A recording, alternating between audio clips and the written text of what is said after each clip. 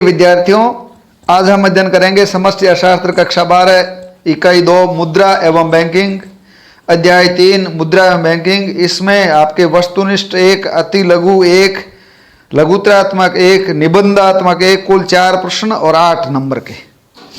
इस पाठ में हम मुद्रा के कार्य, मुद्रा की मांग और मुद्रा की पूर्ति, बैंकिंग व्यवस्था द्वारा साख सृजन, मुद्रा पूर्ति के नियंत्रण के नीतिकरण उपकरण यानी नीतिगत उपकरण, ये अपन पढ़ेंगे। मुद्रा का अर्थ, कार्य, महत्व, money meaning, functions and importance. मुद्रा के, ये निबंधात्मक प्रश्न आ सकता है, मुद्रा के प्रमुख कार्य कौन कौन से, विस्तार से वर्णन कीजिए। मुद्रा को अंग्रेजी में मनी कहते हैं। इस मनी शब्द की व्युत्पत्ति लैटिन भाषा के मोनेटा शब्द से हुई है। मोनेटा देवी जुन्नो, गोडेस जुन्नो का दूसरा नाम है। प्राचीन रोम में देवी जुन्नो को स्वर्ग की रानी कहकर संबोधित किया जाता था। उनका विचार था कि देवी जुन्नो स्वर्ग का आनंद देने वाली देवी है। ठीक उसी प्रकार देवी जुन्नो के मंदिर में बनाई गई मुद्रा यानी सिक्का भी स्वर्गीय सुखों को देने वाली है। बहुत अच्छी बात है। क्या शब्द है, कैसे उत्पत्ति हुई, क्या नाम है, ये आप ध्यान रखिए आप। यानी मनी, मोनेटा और देवी जुन्नो। हार्टले विदस, मुद्रा वह सामग्री है जिससे हम वस्तुओं का क्रय विक्रय करते हैं। नेप के अनुसार कोई भी वस्तु जो राज्य द्वारा मुद्रा घोषित कर दी जाती है, मुद्रा कही जाती है। यह वैधानिक परिभाषा है। मार्शल के अनुसार मुद्रा में वह सब वस्तु सम्मिलित की जाती है जो किसी विशेष समय अथवा स्थान में बिना संदेह या बिना जांच पड़ताल के वस्तुओं एवं सेवाओं को खरीदने तथा वे के भुगतान के साधन के रूप में सामान्यतः स्वीकार की जाती है। सेलिगमैन के अनुसार मुद्रा वह वस्तु है जिसे सामान्य स्वीकृति प्राप्त हो। किनले के अनुसार मुद्रा एक ऐसी वस्तु है जिसे सामान्यतः विनिमय के माध्यम अथवा मूल्य के मान के रूप में स्वीकार एवं प्रयोग किया जाता है। मुद्रा के दो महत्वपूर्ण गुणों को मान सकते हैं। पहला सामान्य स्वीकृति और दूसरा वैधानिकता। देखिए, मुद्रा की सर्वमान्य परिभाषा ऐसा दे सकते हैं, मुद्रा एक ऐसी वस्तु है जो विनिमय के माध्यम, मूल्य के मापक, स्थगित भुगतानों के मान तथा मूल्य के संचय के साधन के रूप में स्वतंत्र, विस्तृत तथा सामान्य रूप से लोगों द्वारा स्वीकार की जा सकती है। अब आप ये चार्ट बनाइए, मुद्रा के क्या कार्य हैं। तो मुद्रा के 4 कार्य हैं, मुख्य कार्य या प्राथमिक कार्य, प्राइमरी जो है फंक्शंस, सहायक या गौण कार्य, सेकेंडरी, आकस्मिक कार्य और विविध कार्य। मुख्य कार्य है जो विनिमय का माध्यम और मूल्य का मापक ही है। गौण कार्य है, ये भावी भुगतानों का आधार होती है, मूल्य संचय का साधन होती है, क्रय शक्ति हस्तांतरण का साधन होती है, राष्ट्रीय आय का वितरण होती है, साख का आधार होता है, संपत्ति, और इसी प्रकार ये आपके शोधन क्षमता की गारंटी और निर्णय का वाहक होती है। मुद्रा के मुख्य कार्य, मुद्रा के मुख्य या प्राथमिक कार्य विनिमय का माध्यम। ये एक ऐसा महत्वपूर्ण कार्य जो इसकी पहचान, इसकी प्रमुख पहचान भी है। समस्त प्रकार के लेन देन मुद्रा के माध्यम से ही संपन्न होते हैं क्योंकि मुद्रा में सर्वग्राहिता का गुण विद्यमान होता है। बाजार में समव्यवहार का प्रयोजन हेतु मुद्रा एक उपयुक्त माध्यम है। मूल्य का मापक, यह दूसरा महत्वपूर्ण कार्य है। मुद्रा के माध्यम से ही वस्तु का मूल्य निर्धारण संभव होता है। वस्तुओं और सेवाओं के मूल्य निर्धारण के रूप में मापने से उनका विनिमय आसान हो जाता है। राष्ट्रीय आय की गणना भी सरल हो जाती है। वे विधि, उत्पादन विधि और आय विधि द्वारा देश की राष्ट्रीय आय मुद्रा के रूप में सरलता से ज्ञात की जा सकती है। सहायक कार्य लें, मुद्रा के सहायक गौण अथवा सेकेंडरी जो कार्य हैं वो ऐसे कार्य है जो आर्थिक सुगमता के लिए अब होने लगे। यद्यपि मुद्रा का आविष्कार इन कार्यों के लिए नहीं हुआ है। ये सहायक कार्य इस प्रकार है, भावी भुगतानों का आधार, कहने मतलब उधारी वाला मामला इससे ही उत्पन्न हुआ। ऐसे आर्थिक सौदे जिनका भुगतान भविष्य में किया जाना है, तो मुद्रा ऐसे भावी भुगतानों के लिए आधार प्रदान करती है, अर्थात भविष्य में उस वस्तु की कीमत का अनुमान लगा लिया जाता है। अतः मुद्रा स्थगित भुगतानों के आधार के रूप में भी कार्य करती है।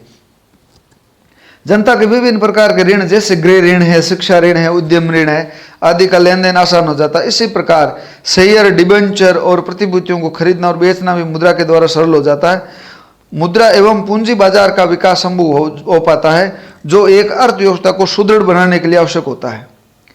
मुद्रा संचय साधन का मूल्य संचय का साधन है। मुद्रा के माध्यम से किसी ऐसी वस्तु का जिसका टिकाऊपन कम है बेचकर उसके मूल्य को भविष्य के लिए संचित कर रखा जा सकता है। मूल्य संचय तथा बड़े पैमाने पर उत्पादन संभव हो पाता है। मुद्रा द्वारा क्रय की गई जमीन, मकान, सोना, चांदी एवं बॉन्ड इत्यादि के रूप में मुद्रा का संचय किया जा सकता है। यद्यपि कभी कभी मुद्रा के मूल्य में परिवर्तन होने पर लाभ या हानि की आशंका बनी रहती है। क्रय शक्ति का हस्तांतरण। मुद्रा के द्वारा एक व्यक्ति द्वारा अपने संचित क्रय शक्ति को आसानी से दूसरे व्यक्ति को हस्तांतरित कर सकता है। इस प्रकार मुद्रा क्रय शक्ति के हस्तांतरण के साधन के रूप में भी कार्य करती है। एक व्यक्ति नगद रूप में मुद्रा दूसरे व्यक्ति को सौंप कर क्रय शक्ति का हस्तांतरण भी कर सकता है। आज के समय में नगद विहीन अर्थव्यवस्था में कोई भी व्यक्ति डेबिट, क्रेडिट, एटीएम अथवा चेक इत्यादि के माध्यम से अपने क्रय शक्ति अन्य व्यक्ति को हस्तांतरित सरलता से कर सकता है। इसके अतिरिक्त एक व्यक्ति स्वयं की खरीदी गई परिसंपत्तियों को दूसरे व्यक्तियों को बेचकर भी क्रय का हस्तांतरण कर सकता है। इस प्रकार मुद्रा की सहायता से व्यक्तियों के मध्य एवं विभिन्न स्थानों के मध्य परिसंपत्तियों का क्रय शक्ति हस्तांतरण सरलता से संभव हो जाता है। आकस्मिक कार्य। मुद्रा के द्वारा कुछ ऐसे आकस्मिक कार्य भी संपादित किए जाते हैं जो मुद्रा को और भी उपयोगी एवं सुविधाजनक माध्यम के रूप में सिद्ध करते हैं। ये इस प्रकार है। राष्ट्रीय आय का वितरण। वर्तमान युग में बड़े पैमाने पर उत्पादन और उपभोग किया जाता है जो कि मुद्रा के माध्यम से संभव है। राष्ट्रीय आय का अनुमान भी मुद्रा के मूल्य से लगाया जाता है तथा कुल उत्पादन से प्राप्त मूल्य का समाज के विभिन्न वर्गों को भुगतान भी मुद्रा से संभव होता है। तो राष्ट्रीय आय का वितरण भी मुद्रा से हो जाता है। साख का आधार मतलब ऋण देना। बाजारीकरण के इस दौर में बैंकों और वित्तीय संस्थाओं द्वारा अनेक प्रकार के ऋण उपलब्ध कराए जाते हैं तथा जमाओं को स्वीकार भी किया जाता है। ये सभी कार्य मुद्रा के माध्यम से ही संपन्न हो जाता है। संपत्ति की तरलता। संपत्ति की तरलता। प्रोफेसर जेमकिंस के अनुसार मुद्रा का एक महत्वपूर्ण कार्य पूंजी अथवा धन को तरल रूप प्रदान करना।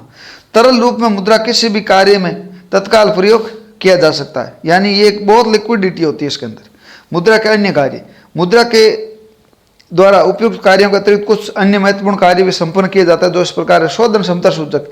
मुद्रा की उपलब्धता आर्थिक एजेंट, व्यक्ति या फर्म की शोधन क्षमता की सूचक होती है। समाज में जिस भी किसी व्यक्ति के पास मुद्रा है उसके पास भुगतान करने की क्षमता होती है, पे टू एबिलिटी होती है। तो ये शोधन क्षमता की सूचक है। इच्छा की वाक है। मुद्रा एक ऐसी वस्तु अथवा माध्यम है जो मनुष्य को अपनी इच्छा अनुसार आर्थिक निर्णय लेने में सहायता प्रदान करती है। मुद्रा की सहायता से व्यक्ति अपनी इच्छाओं और आवश्यकताओं को पूरा कर सकता है। उपभोक्ता जिस वस्तु के लिए सबसे अधिक कीमत देने को तत्पर होता है उन्हीं वस्तुओं का उत्पादन बाजार में अधिक किया जाता है। इसलिए पूंजीवाद में बाजार की प्रसिद्ध कहावत भी है कि उपभोक्ता बाजार का राजा होता है। Consumer is the king to market. अच्छे ढंग से इस प्रश्न को तैयार करें आप। ये प्रश्न आता है और बड़ा बार बार इसका रिवीजन करें। मुद्रा के मुख्य कार्य कौन सा है? ये कई बार कंपटीशन में आया। विनिमय का माध्यम और मूल्य मापक। सहायक कार्य में बात आता है। सहायक गौण सेकेंडरी ये भी आया। भावी भुगतानों आधार है, भावी भुगतानों का आधार है। मूल्य संचय का साधन है। क्रय शक्ति का हस्तांतरण है। आकस्मिक कार्य में आता है कि संपत्ति की तरलता, साख का आधार और आय का वितरण, ये इसके अंदर होता है। संपत्ति की तरलता लिखे है कि आगे कुछ लिखा हुआ नहीं है। मुद्रा के अन्य कार्य कौन से? शोधन क्षमता की सूचक, इच्छा की वाक है। मुद्रा उपभोक्ता को निर्णय का अधिकार किस प्रकार देती है? मुद्रा एक ऐसी वस्तु या माध्यम जो मनुष्य को अपनी इच्छा अनुसार आर्थिक निर्णय लेने में सहायता प्रदान करती है। मुद्रा की सहायता से व्यक्ति अपनी इच्छाओं और आवश्यकताओं को पूरा कर सकता है। उपभोक्ता जिस वस्तु के लिए सबसे अधिक कीमत देने को तत्पर होता है उन्हीं वस्तुओं का उत्पादन बाजार मध्य किया जाता है। इसलिए पूंजीवाद में प्रसिद्ध कहावत भी है कि उपभोक्ता बाजार का राजा होता है। Consumer is the king to market.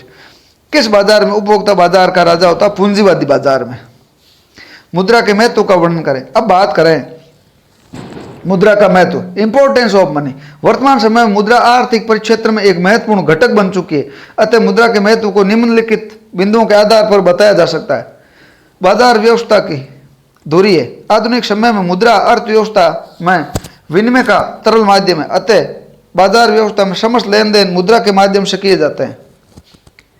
आर्थिक विकास का मापक है। मुद्रा देश की आर्थिक उन्नति और विकास का मापक है। लोक हितकारी सरकारें सार्वजनिक व्यय में वृद्धि करके विकास का मार्ग प्रशस्त करती है। अर्थव्यवस्था की वस्तुओं के निवेश परिवर्तन। अर्थव्यवस्था में लोगों के द्वारा की जाने वाली वस्तुएं मुद्रा के रूप में संग्रह करके वस्तुओं बैंकों के रूप में जमा की जाती है, जो भविष्य में निवेश का आधार बनती है। देखिए आप, श्रम विभाजन और विशिष्टीकरण देखा जाए, मुद्रा के माध्यम से देश में श्रम विभाजन और विशिष्टीकरण करके उत्पादन का उच्चतम स्तर प्राप्त किया जा सकता है, जो मुद्रा से संभव। श्रम विभाजन का मतलब है कि ये आदमी इस काम को करेगा, तो वो विशिष्टीकरण भी हासिल कर लेता है। आर्थिक जीवन में स्वतंत्रता, मुद्रा के प्रयोग से उपभोक्ता और उत्पादक दोनों ही बाजार में विवेक अनुसार निर्णय लेने में स्वतंत्र होते हैं, या निर्णय लेने हेतु स्वतंत्र होते हैं। सामाजिक प्रतिष्ठा का आधार, मुद्रा अर्थव्यवस्था में आर्थिक स्वतंत्रता के साथ साथ मूल्य संग्रह की सुविधा भी प्रदान करती है, जो सामाजिक प्रतिष्ठा का आधार बनता है। उपर्युक्त बिंदुओं से स्पष्ट है कि मुद्रा का आर्थिक क्षेत्र में अत्यधिक महत्व है, किंतु फिर भी कुछ अर्थशास्त्री मुद्रा के प्रचलन को नियंत्रण में रखने की सलाह दे देते हैं, क्योंकि अनियंत्रित होने पर यह मुद्रास्फीति का कारण बन जाती है, जिससे अर्थव्यवस्था को गंभीर परिणाम भुगतने पड़ते हैं। और इसलिए किसी विद्वान ने कहा है कि मुद्रा एक अच्छी सेविका है परंतु बुरी स्वामिनी, यानी money is good servant but bed master. मुद्रा एक अच्छी सेविका है परंतु बुरी स्वामिनी, money is good servant but bed master. कहने का मतलब है मुद्रा का आर्थिक क्षेत्र में अत्यधिक महत्व है, किंतु फिर भी कुछ अर्थशास्त्री इसके प्रचलन को नियंत्रण में रखने की सलाह देते हैं, क्योंकि अनियंत्रित होने पर मुद्रास्फीति का कारण बन जाती है, अपराधीकरण का कारण बन जाती है। मुद्रा के दोष भी बहुत खतरनाक होते हैं, जिससे अर्थव्यवस्था को गंभीर परिणाम भुगतने पड़ते हैं। इसलिए किसी विद्वान ने ठीक कहा है कि money is good servant but bed master. विमुद्रीकरण किसे कहते हैं? भारत में विमुद्रीकरण किया गया। विमुद्रीकरण यानी डीमोनेटाइजेशन। विमुद्रीकरण एक ऐसी प्रक्रिया है जिसके तहत देश का केंद्रीय बैंक काले धन अथवा नकली नोटों को चलन से बाहर करने के लिए चलन में पुरानी मुद्रा की वैधानिकता समाप्त कर नई मुद्रा जारी कर देता है। इस प्रकार अवैध तरीके से अर्जित काला धन एवं नकली करेंसी स्वतः ही नष्ट हो जाती है। भारत के 500 और 1000 रुपए के नोटों के विमुद्रीकरण, जिसे मीडिया में छोटे रूप में नोटबंदी कहा गया, की घोषणा 8 नवंबर 2016 को रात 8 बजे भारतीय प्रधानमंत्री नरेंद्र मोदी द्वारा अचानक राष्ट्र को दिए गए संबोधन में की गई। ये संबोधन टीवी द्वारा किया गया। इस घोषणा में 8 नवंबर की आधी रात से देश में 500 और 1000 रुपए के नोटों को खत्म करने का ऐलान किया गया। इसका उद्देश्य केवल काले धन पर नियंत्रण नहीं बल्कि जाली नोटों से छुटकारा पाना भी था। मुद्रा के मूल्य से आप क्या समझते हैं? मुद्रा की क्रय शक्ति को मुद्रा का मूल्य कहते हैं। मुद्रा की वैल्यू ऑफ मनी, मुद्रा की क्रय शक्ति को मुद्रा का मूल्य कहते हैं। वस्तुओं और सेवाओं के मूल्य, कीमत और मुद्रा के मूल्य में विपरीत संबंध होता है।